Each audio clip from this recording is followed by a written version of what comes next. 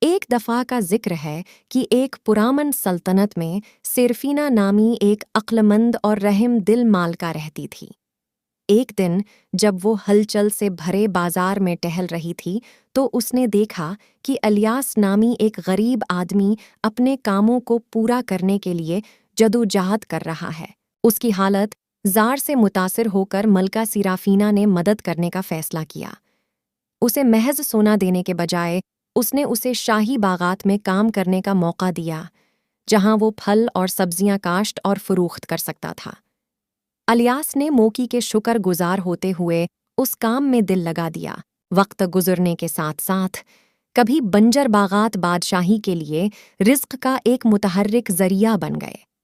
الیاس کی محنت اور ملکہ کی مہربانی نے نہ صرف باغات بلکہ تازہ پیداوار سے مستفید ہونے والے بہت سے لوگوں کی زندگیاں بھی بدل